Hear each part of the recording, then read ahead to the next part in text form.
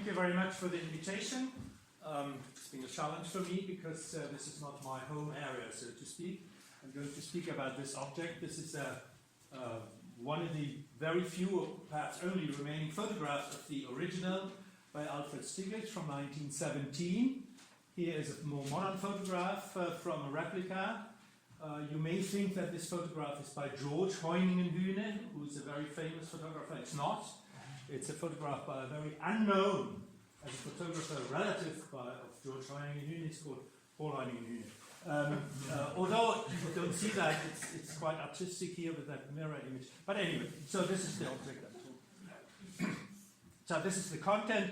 I give you a very short history of the fountain, then I give you the standard interpretation of the fountain, also very short because I guess everyone is all familiar with that, and now I give you the basis for an alternative interpretation. Then I'll talk about, our topic here, the locus of Duchamp's creativity, and then I come very traditionally at the end, I come to the conclusion. So, the history is this, and I, of course, have to cut that very short. Marcel Duchamp, born 1887, died 1968, a French-American artist, and he paints in 1912 a nude descending a staircase, number 2. This is the picture, you see it's somewhere in the Cubist tradition, and it was sort of rejected in 1912 at the Cubist Salon des Indépendants in Paris, sort of rejected because the people who organized the conference, they suggested their brothers, his brother, him to turn it back. So they didn't say, we don't want this, but they said, his brothers, please convince your brother that he takes that back. So, so that made him suspicious of all group memberships, because he thought if the Cubists don't like that, I don't know what to do with that. Then this was shown in 1913 at the Armory Show in New York City, and had very strong reverberations there, so very differently from the situation in Europe. So in 1915, Duchamp immigrated to the US, where he was well known due to the Armory Show. So he came there and was completely surprised that he was a celebrity, and he could almost not believe it. Then in 1916, he co-founded the Society of Independent Artists in New York, modeled on the French Société des Artistes Indépendants, it's just the American translation, and with a similar sort of ideology. The French was founded in the 1880s, I think, if I remember correctly, 70s or 80s, so he did more or less the same thing then in the United States. And the first exhibition that this new society organized was the first annual exhibition in New York from April 10, 1917 on. And the exhibition was explicitly open for submissions by anyone who had paid the member fee of $6 without any restrictions by juries. So the slogan was no jury, no prices, so everyone would submit. So what happened then? So Duchamp anonymously submitted the fountain, an ordinary factory-produced porcelain urinal signed mud. And effectively, the submission was rejected. Again, it wasn't straightforward because it was somewhere put behind a curtain, and then, it was complicated stories. It was rejected, suppressed according to Duchamp, because this is a later declaration by the society. It is by no definition a work of art, which is an interesting sentence, I think. Okay, this stirred only a very mild uproar. People weren't really confused. It was very mild. So, as a consequence of that, Duchamp left the society, later becoming a chess player, and a really important chess player. So, from 1922 to 61, he played the French Championship, he played several Olympiads, and for instance, a friend of mine in Zurich who played chess at a level of a student Olympiad, he said, yes, I played, 40 years ago Duchamp's matches, not realizing that's the same Duchamp. So he must have been really a very good chess player, and this is an important part of my story. Okay. Shortly after the exhibition, that's also very important, the fountain was simply lost. It stayed at Stieglitz's studio for some weeks, and then it got lost. Nobody knows where it disappeared to. Only in the 1950s, then, the fountain began to occupy center stage in the art world, so it is also interesting. This is more than 30 years afterwards. And the standard interpretation then is from then on, it was seen as the most important ready-made.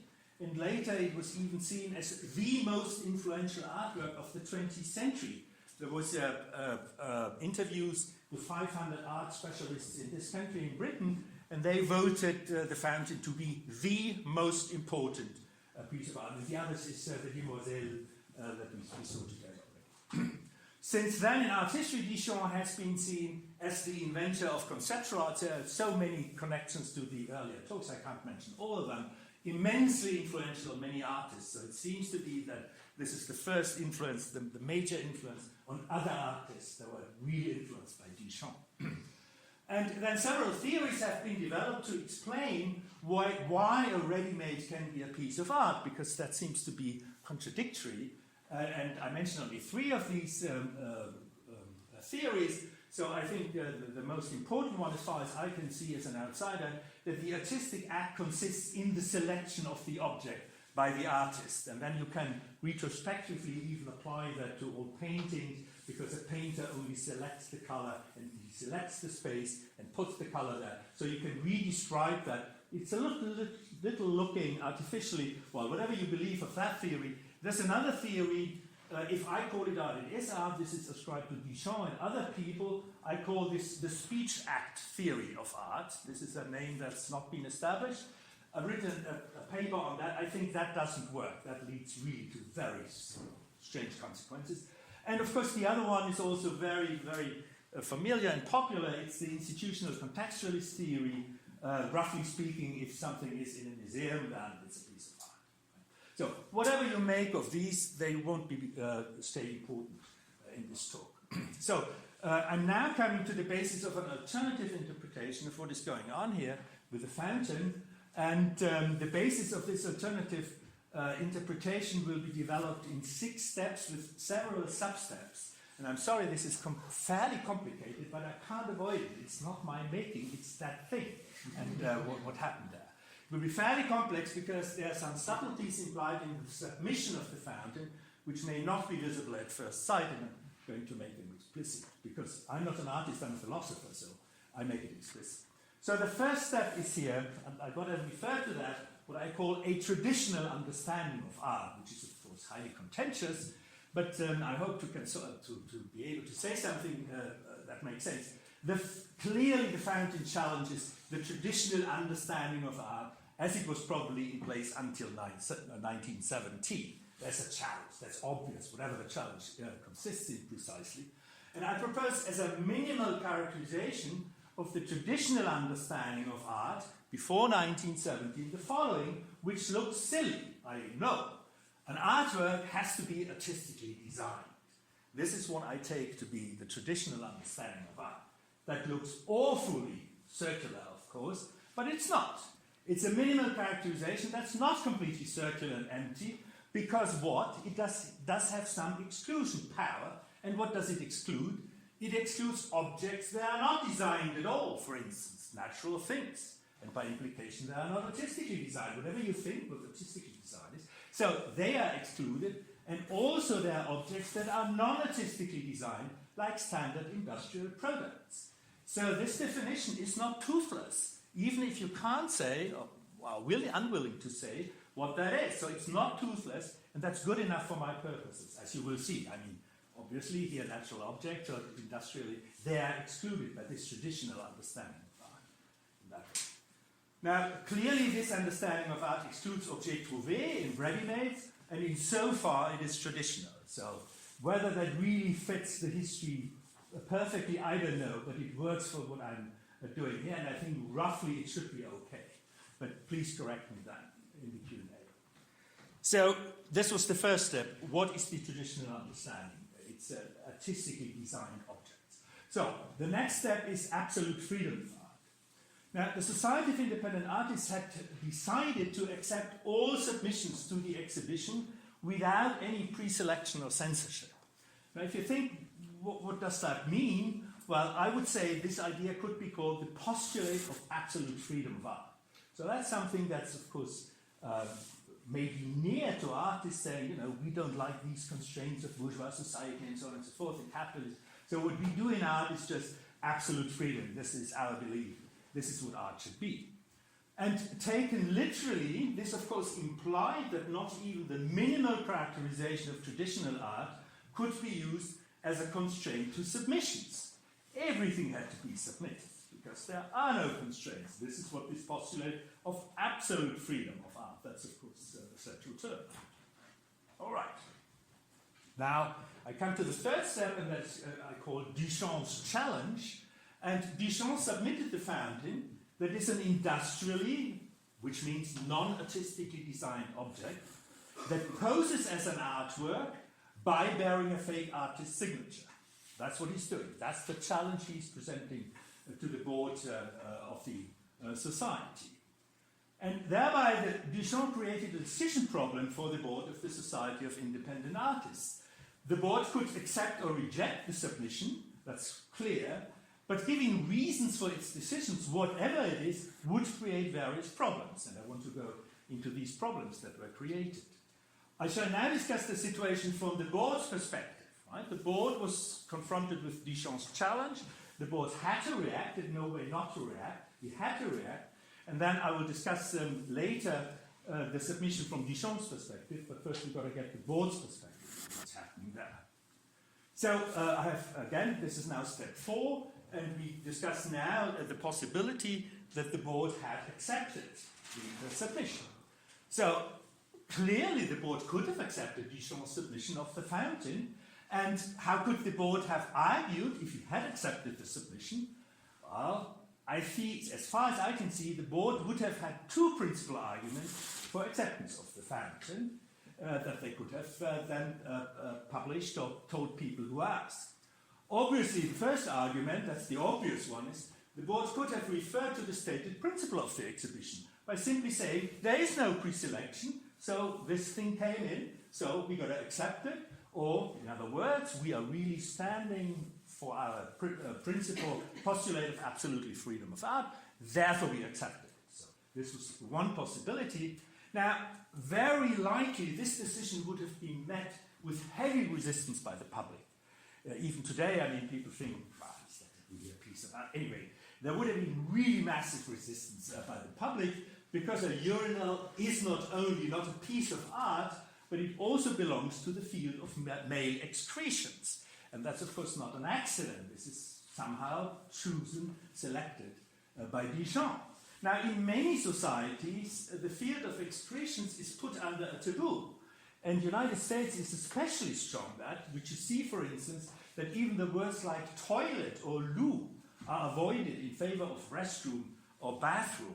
Here in the first floor, it's called water closet, right? You name it, but in America, you don't name it. You know, it's so taboo that you don't even use the words. You use restroom. Yes, this is what people do. They get to rest there. Right, okay. So this is what you see. This is the situation into which this urinal was sent, and therefore probably the acceptance would have met quite some resistance by the public. The board could have again, of course, referred to the freedom of art, but that would probably not have dampened the presumed uproar. Those people who would say, this is not art, this is awful, you know, urinal. They said, yeah, freedom of art, they would have not been, been satisfied. Oh, now I understand, I accept that. No, that would probably not have happened.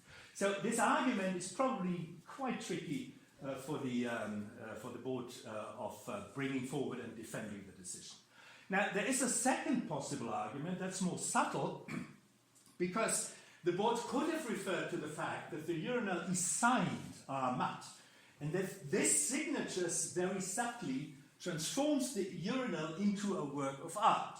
This is an argument, I made it up, but it's a possible argument.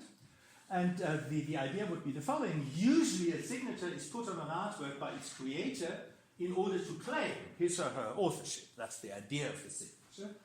And because an industrially manufactured urinal is not an artwork, it is now consistent with this fact that Ahmad, who allegedly created it, does not exist. Right? So it's a non-artwork signed by a non-existing artist. So thus the fountain, to say it in one sentence, is a piece of non-art that poses as a piece of art by being signed by a non-existing artist. And that's quite a nice little thought, you know, where you say, whoops, that may transform this ordinary urinal into some sort of subtle sort of piece of art, right? I think this is highly original and witty, such that it transforms the fountain into a piece of art. This is certainly a possible argument. You could argue that way. However, the board did not know that Armat did not exist, and they could not identify him. Historically, this is one of the arguments where they said, well, we can't deal with that object. Armat, who is that? We don't know who it is, so this is again something. Therefore, they didn't like it. And then they could have also argued within the board, for instance, it could have been argued that a signature on an artwork is not part of the artistic design, but claims something about the artwork. So the signature sits on the meta level and the artwork is on the object level.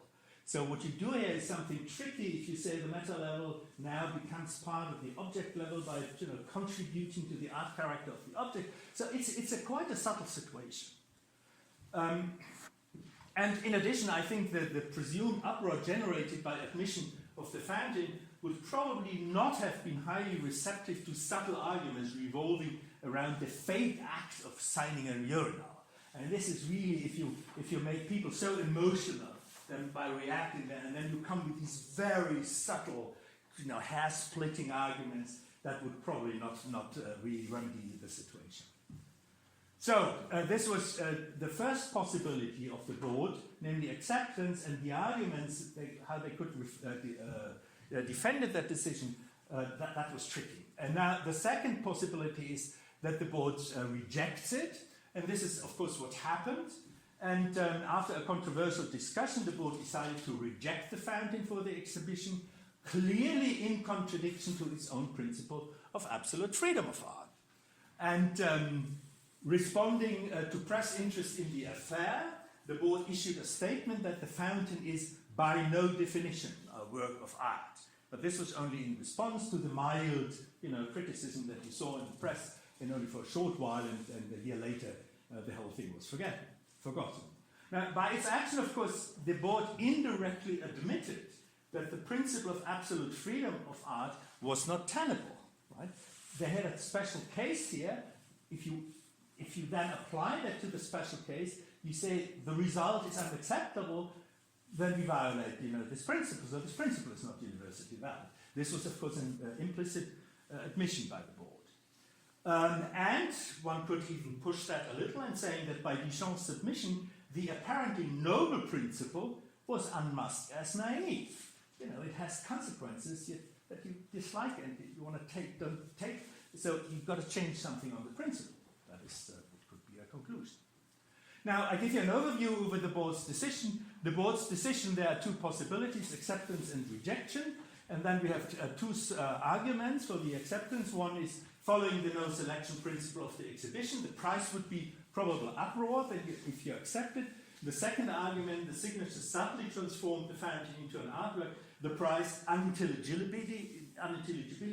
People would say, I don't understand this argument about the signature, and probable uproar. Again, and in the rejection, the fountain is just not art, and the price is then violation of the no selection principle of the exhibition. So Duchamp's challenge really challenged the board concerning the argument, what to do and what arguments to have for their action. Okay? Now let's see how the whole thing looked from Duchamp's perspective, because it looks very, very different there. But before discussing Duchamp's intentions for his submission of the fountain, we must ask whether Duchamp himself judged it to be a piece of art. And that certainly became a piece of art in the 1950s, but we should first ask, what did Duchamp think himself? Was this for him a piece of art, or wasn't it?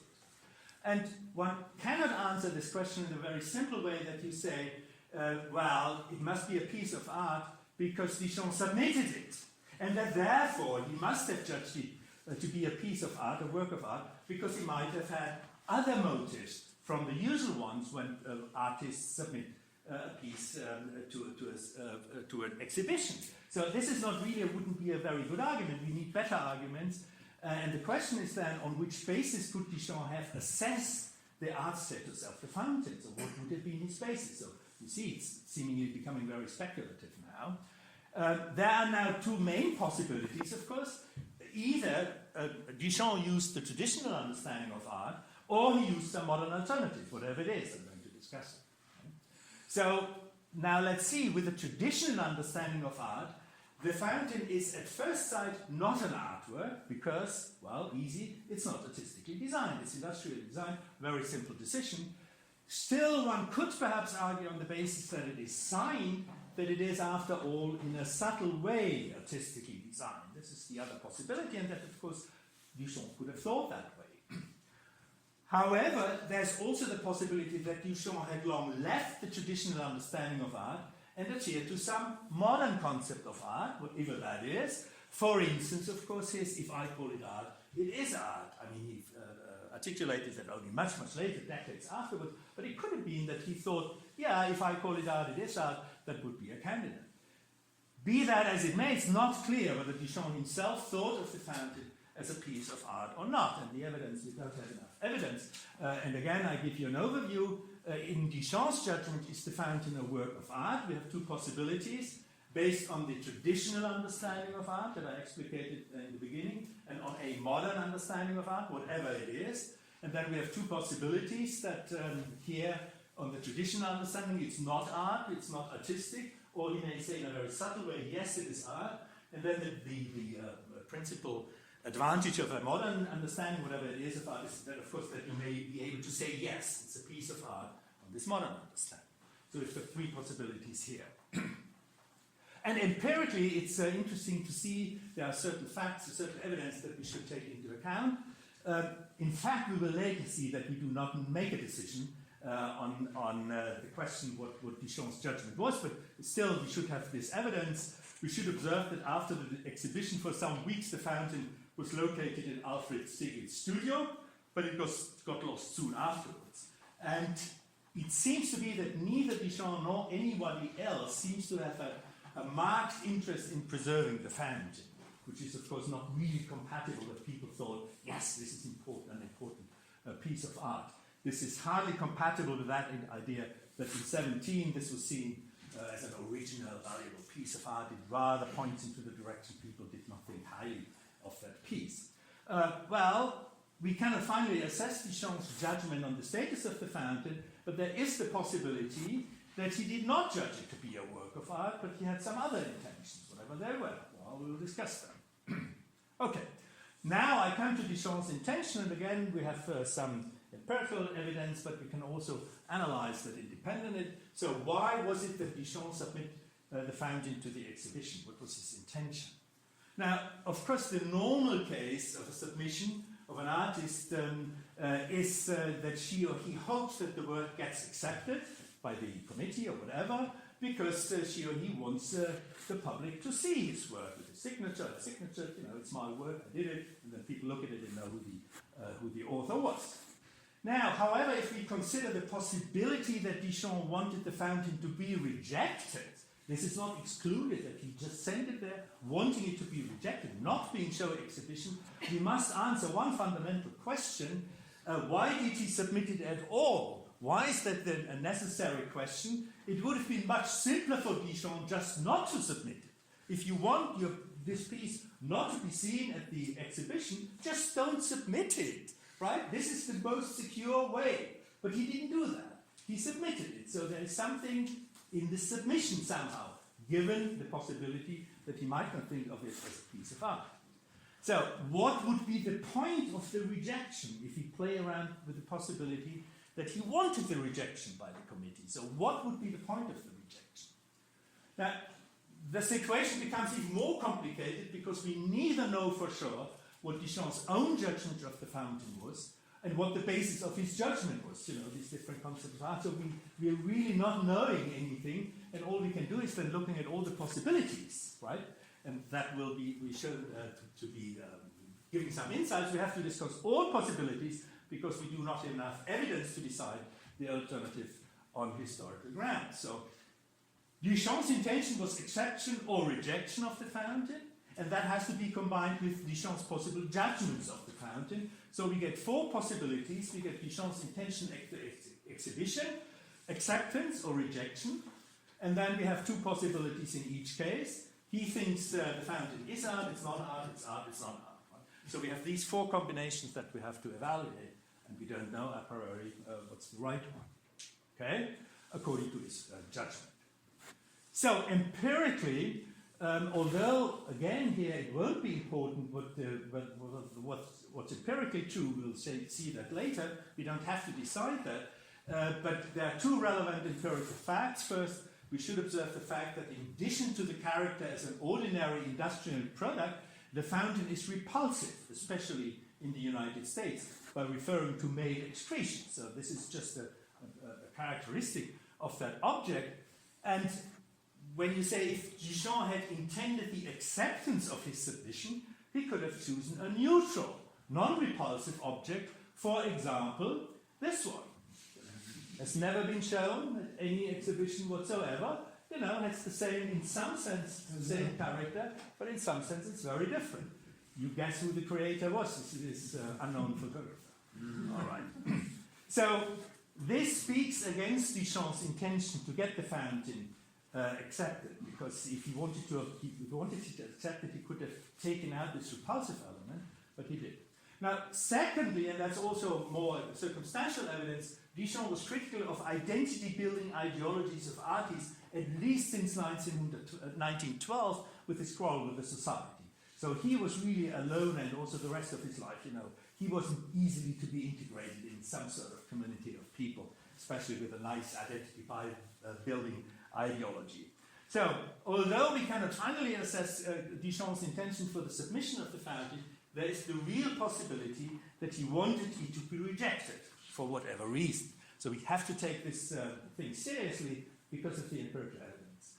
So we have to discuss that further. And now I'm coming to the point of saying where is, if there is any, the locus of Duchamp's creativity regarding the fountain.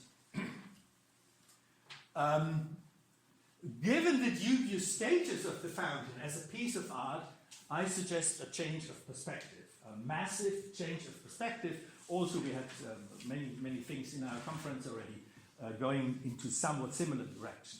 What I'm saying is we should not focus on the material object fountain, but on Duchamp's act of submitting the fountain to the 1917 exhibition of the Society of Independent Artists. That should be the focus which we try to analyze. I shall call the act of submission Duchamp's performance. This is okay. And I'm going then to discuss Duchamp's performance. Now, what my claim is that's connected with that, and that I'm going to argue, my claim is now that the true piece of art is Duchamp's performance, in which the fountain only plays the role of a vehicle. So it's just the emphasis is put so far not at the right place, it's Duchamp's performance. That's the real piece of art.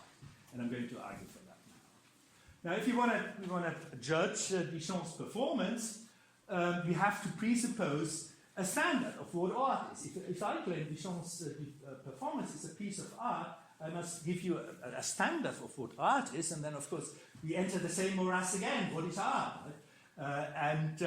This appears especially tricky in this case, as the dubiousness of the very concept of art is involved in Duchamp's performance. So it's illegitimate to presuppose any particular concept of art. So I've got to solve this problem without, making illegitimate presuppositions, try to assess the status of Duchamp's performance. And the solution to this problem is by presupposing different concepts of art, well, one by one, all possible concepts of art, and see what happens then. And then we look at the respective consequences. And of course I begin with the traditional conception of art, according to which, as I explained to you, an artwork has to be artistically designed, in contrast to being only conventionally manufactured or not being designed at all. And now we want to apply this idea what art is to Duchamp's performance and see what's happening. So Duchamp's performance according to the traditional conception of art.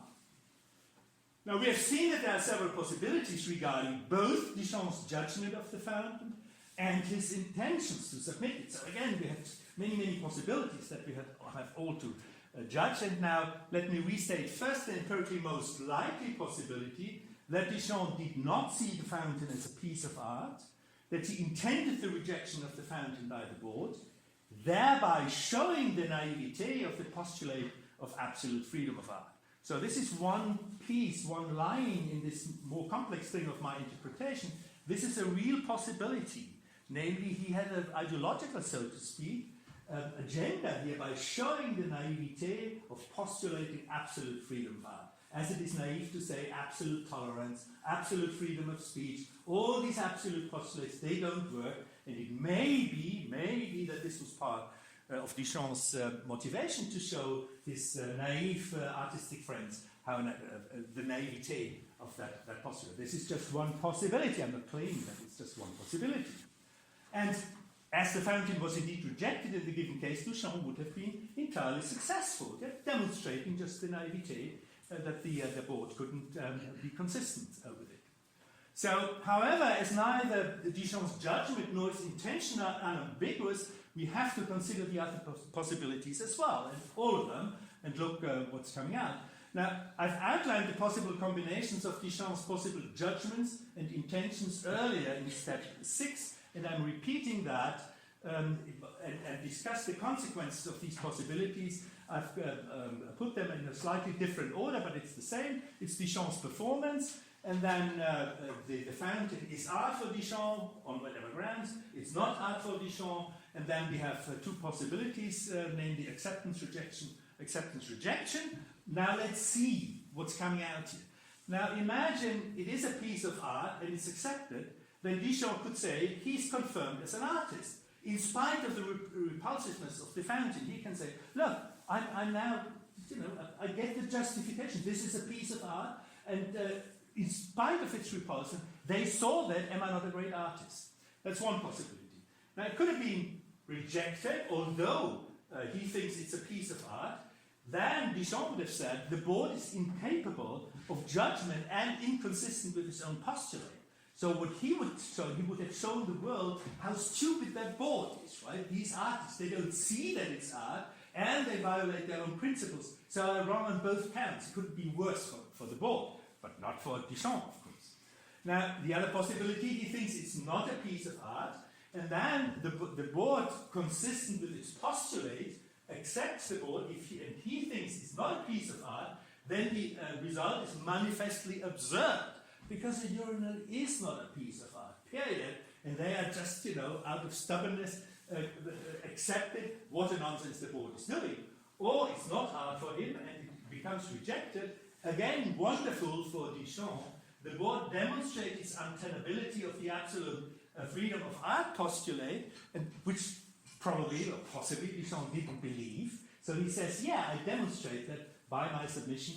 So in all of these cases, it's interesting, by his submission of the fountain, Duchamp had created a situation in which he could only win, whatever happened. He was the winner on all counts, and in some of these cases the board looked pretty stupid, inconsistent, incompetent, and whatnot, but Duchamp was always the winner. And this is now extremely interesting if you compare that to chess. This is exactly like in chess, in which the player tries to bring the opponent into a situation in which every possible move leads to defeat. This is what a good chess player can. And the chess player tries to anticipate a move in which then all the following moves all lead to defeat of its opponents. And that looks very much like that. So the most likely move by Duchamp's opponents, the board, was rejection. It was almost forced upon them by the repulsive character of the fountain. But even in the other case, if they didn't follow that, this forcing or suggestion, Duchamp would have been the winner anyway for various different reasons, just depending on what he thought himself. So Duchamp's performance is an act in the art field that did not have, as far as I know, the slightest predecessor of any kind. This has never been in the art that an artist does this in order to show a situation about the concept of art, what it is, does he believe it is art, do the others believe it's art, does he intend the rejection, does he intend acceptance? It's a very complex interweaving of these different threads, and Duchamp comes out as winner in every possibility. So, according to the traditional view, Duchamp's performance is a piece of art.